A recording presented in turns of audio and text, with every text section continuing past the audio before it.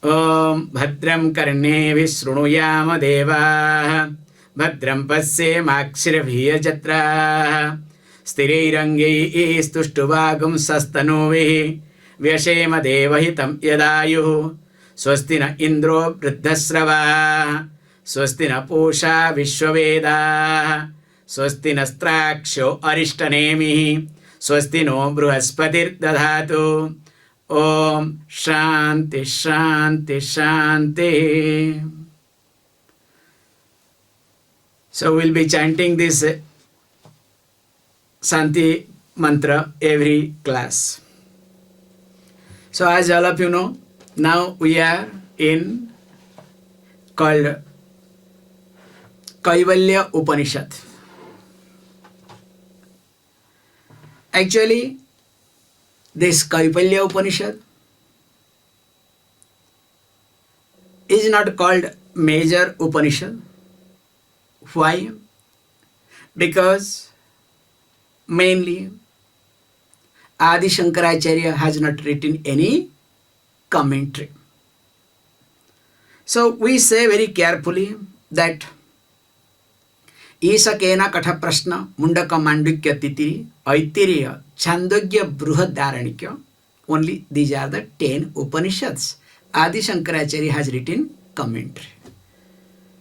Isha Ishavasya Upanishad Kena Prashna Isha Kena Prashna Mundaka Isha Kena Katha Prashna Kathopanishad Mundaka Upanishad Mandukya Upanishad Taittiriya Upanishad, Aitiriya Upanishad, and here two big Chandogya and Bruhadaranyaka.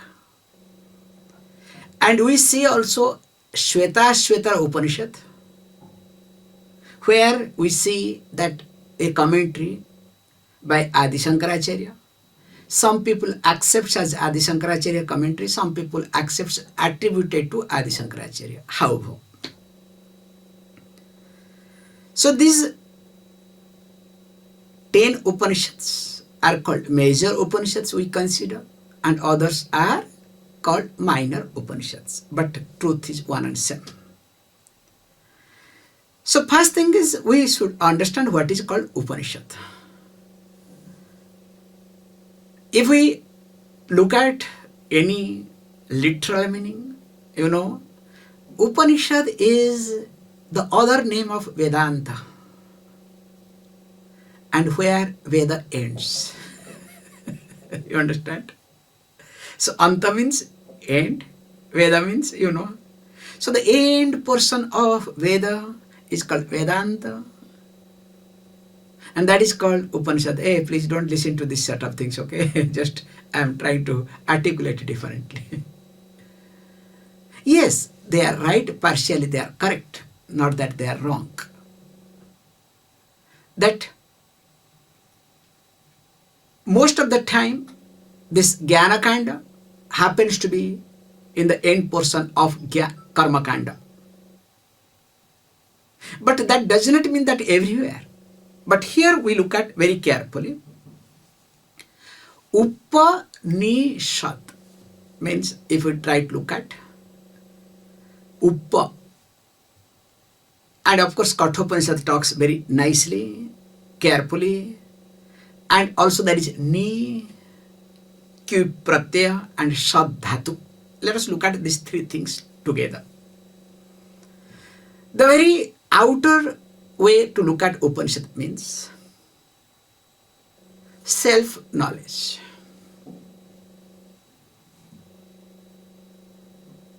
So when you say self-knowledge, so what does it do? How does it work? He says, look, first you need to look at as Upanishad. So Upa means near. Ni means Nischayena, certainly, definitely. And Shad has got three meanings. Gati, Visarana and Avasadana Vidya. So these are the three meanings. But what we say, which this Upanishad will talk very nicely, Before going to the final meaning of Upanishad, we bring it very carefully. That Upa means sitting nearer to here, near. Ni means sitting below, sitting closer. Shad means here the Guru, to sit down. We put it little differently, carefully. So that means to understand Upanishad, first follow Upanishad. So without following Upanishad, if you try to understand Upanishad, nothing is going to enter. So that's why, so there was a protocol. The teacher is being seated in high pedestal, and the student, the disciple, sits down. Not a comrade, okay? Oh, he is my friend, philosopher and guide. You understand? This friend, philosopher and guide does not work. So that is not the approach at all. However, now he says, look, when we look at this common language, that sitting nearer to the teacher, sitting under the feet of the teacher, which actually leads to understand what is Upanishad. So Upa means that is near, that is close. And what is the close to one's own self? The self is the close. So sitting nearer to, the nearest would be myself. So Upa here means close, nearer. So that means what? The self. Now what is that? Definitely Nischayana. Certainly, there is no doubt in it. And this Shad Dhatu with Kip Pratyaya, of course, is there. Kip suffix that does the job perfectly, which has three meanings. What are they? Gati, Visharana and Avasadhana. So that means Gati means to attain, to reach, to gain. And of course, Visharana means to destroy. And Avasadhanam, to weaken, to loosen. So if we put all these three meanings of Shad Dhatu, root Shad, and Upani, so what does it mean? So that means Upanishad is a knowledge. Definitely that takes one's own self to the nearest, means to the self. And how? By attaining the knowledge, one destroys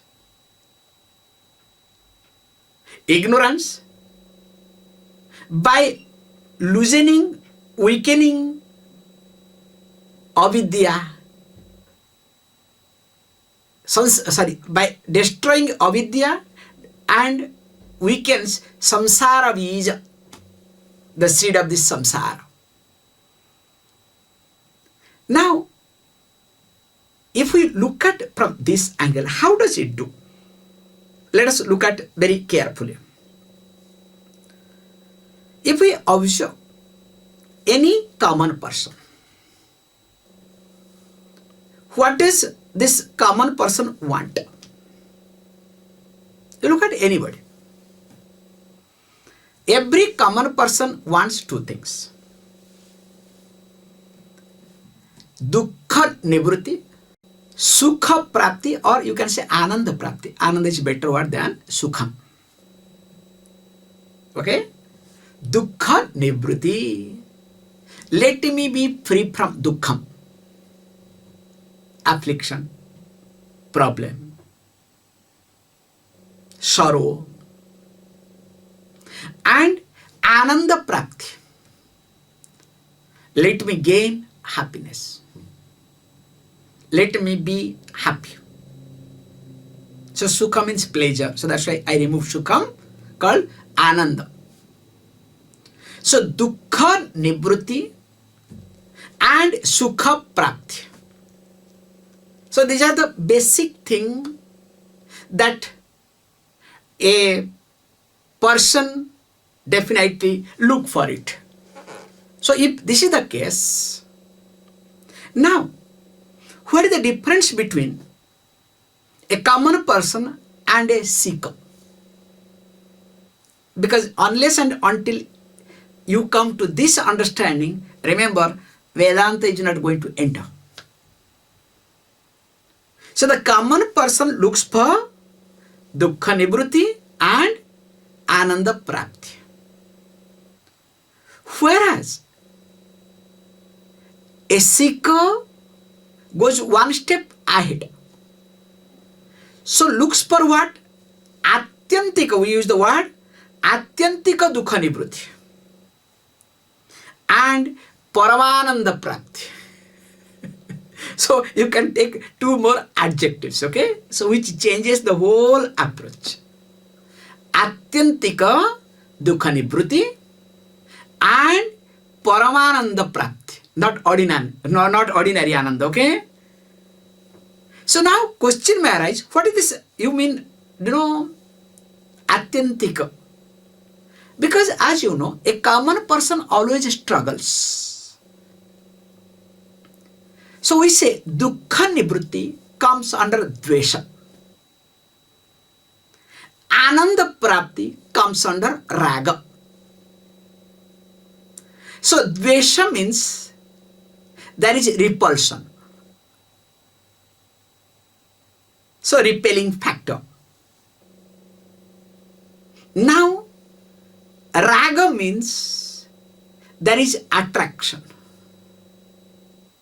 You can understand how life moves very carefully. And interestingly, when there is attraction, there has to be repulsion. And wherever there is repulsion, there has to be attraction. Can one be free from this? No, I am only attracted,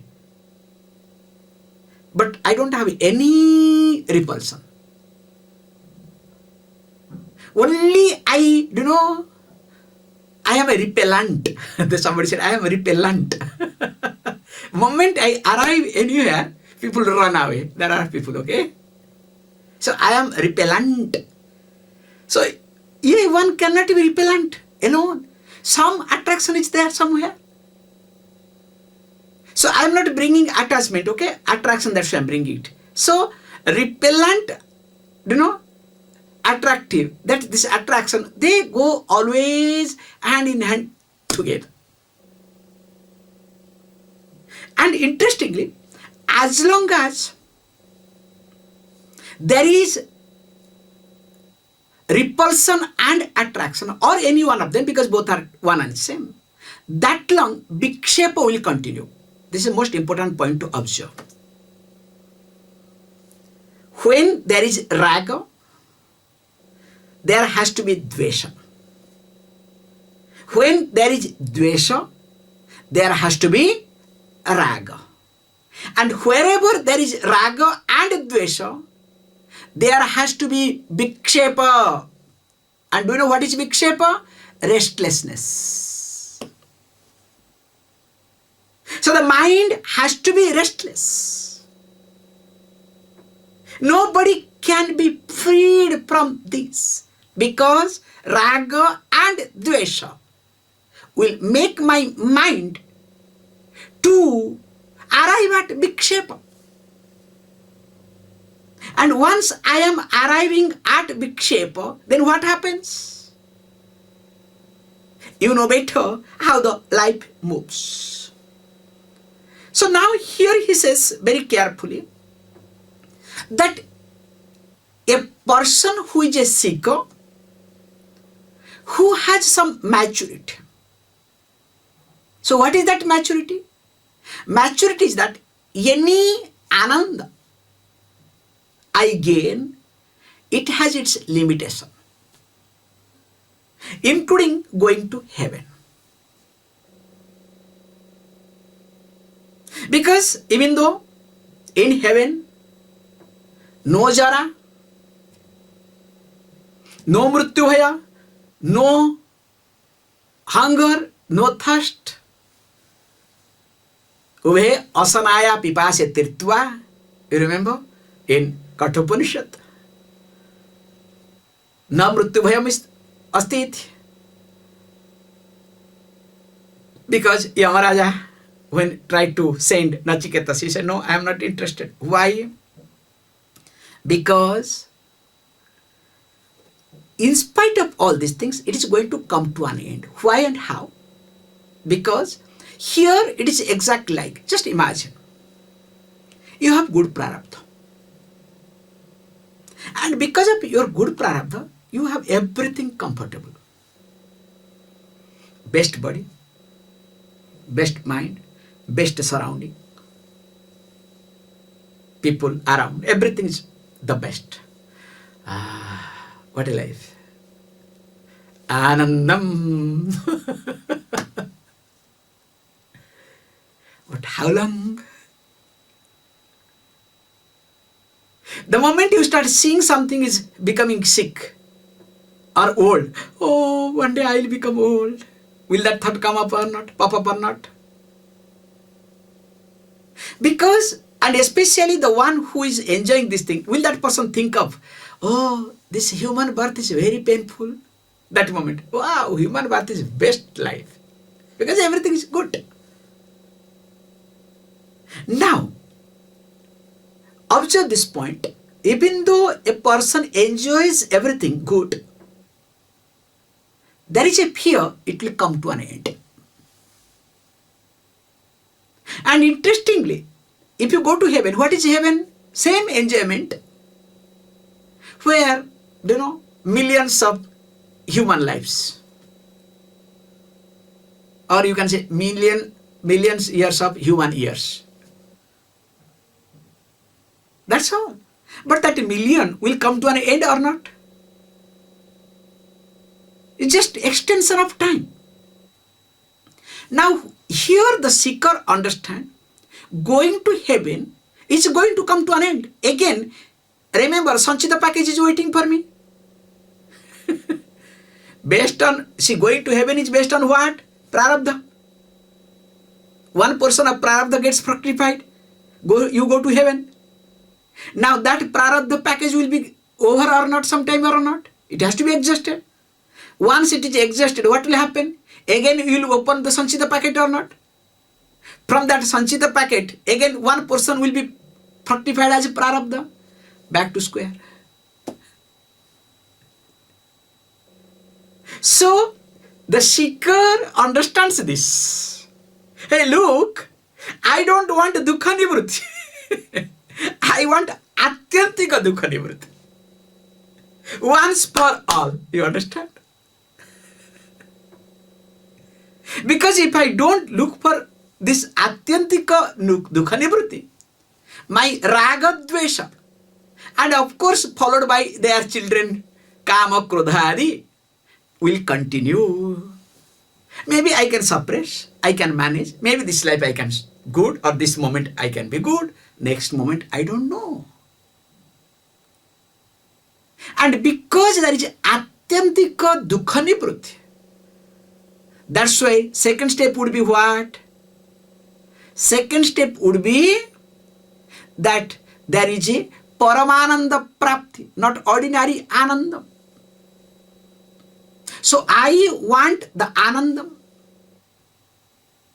that is not created.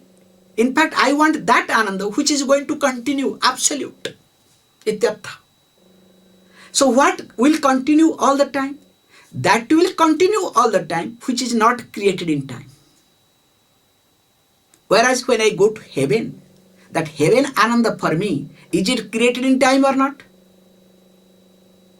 So whatever is created in time, will it be destroyed in time or not? So that's why a seeker, a mumukshu, looks for atyantika dukkha nivritti and paramananda prapti. And how does the person looks? Because pariksha lokan karmachitan. The person has examined this world. So there is viveka. So what is that? That in this world, whatever I have achieved is not going to give everlasting happiness. In fact, what I am really looking for sincerely, that I am not going to achieve by any amount of karma. Yes, karma gives me many things, but karma is not going to give me what really I am looking for. Karma will give me comfort. Karma will give me name and fame. Karma will give me everything, not doubt in it. But what exactly I am looking for, that is not going to come from the karma, because that is not karma phala at all. So this conclusion has to be there all the time. Why a mumukshu once in a while derails when this is not remembered?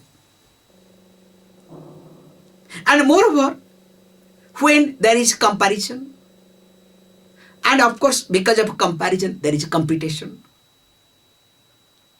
then what happens? The person completely forgets. That's why, remember, wherever there is comparison, there has to be competition. And wherever there is competition, there is elation and depression. Interestingly, when this happens, now the person comes to a very good standpoint that I don't want anything that is temporary. And interestingly, there is only one thing is permanent, that is called me. And this me alone is permanent. And here, this Upanishad talks very carefully. Why? Because very simple. As you know, there is one avaranam in me. Avaranam means covering, a veil. So what is that avaranam? That I am ordinary person. I am a jiva. I am a sinner. You understand the concept? I am so and so. Okay, nothing wrong in it. You can be so and so. Good. But that other so and so is better than me.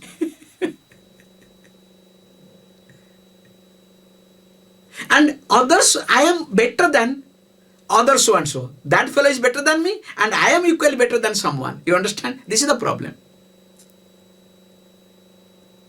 But here is being said, look, because of avaranam, I consider myself as a jiva.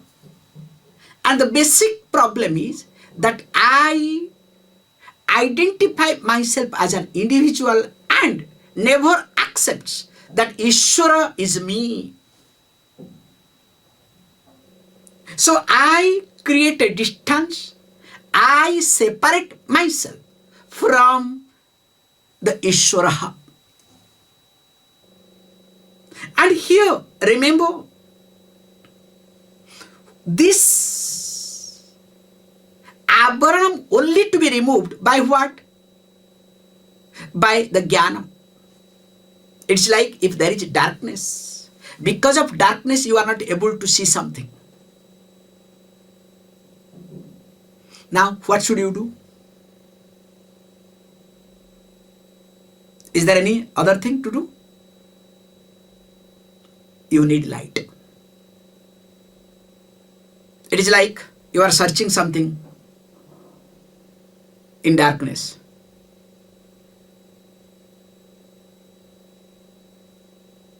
So you need light. Sometimes mentally you are dark. You understand? Keeping the specs on head, you look for specs. Do you do that or not? And putting the key in the pocket, you search key everywhere. Many people have got different type of disease. Okay, don't worry. This is called disease. So what you need to do? So that time somebody has to point out, hey, what you are looking for, in fact, you are having that. Can you see this point? That you are looking for key is with you. Here one step goes, because that is object, here being subject, what you are looking for indeed is you. So this jnanam only removes the avaranam. And this Kaivalya jnanam here, kevalasya bhava, there is only one thing exists. Other than that, nothing exists. And this Upanishad talks in details, in fact, in a few verses. Because here, this Upanishad especially is the discussion between that great rishi called our Ashwalayana, because Ashwalayana Gosatra, and Brahmaji happens to be the Guru. Imagine when Ashwalayana approaches Brahmaji for Brahma Vidya, what sort of level of teaching? Both student also must be prepared. That's why we say, if you go to Brahmaji, ask for Brahma Vidya, in, one sentence, Tattvamasi chapter is over. Because the disciple is well prepared. Why we are having classes after classes? Because lack of preparedness. That's why, Swamiji, you are good. We don't remember. Sometimes you repeat the same thing. Still we think we are listening something new. Good for you, better for me. Okay. Or else you can catch me. Swamiji, you have not done homework properly. Interestingly. So here is being said that when you want to study Upanishad, you need to have some type of adhikaritvam. In fact, when Rishi Ashwalayana approaches, and of course the Shanti Patha will be saying tomorrow, and then after that we'll see in details. He says, Adhi Bhagavo Brahma Vidyam Varishtham Sada Sadvihi Sevyamana Nigudham Yaya Chirat Sarva Papam Vyapahya Parat Param Purusham Yati Vidwan Iti. So in this also Anuvandha Chatushtaya being discussed. And what is that Anuvandha Chatushtaya? We will see tomorrow. Keeping this verse. Om Purnamada Purnamidam Purnat Purnamudachyate Purnasya Purnamadaya Purnameva Vashishyate Om Shanti Shanti Shanti.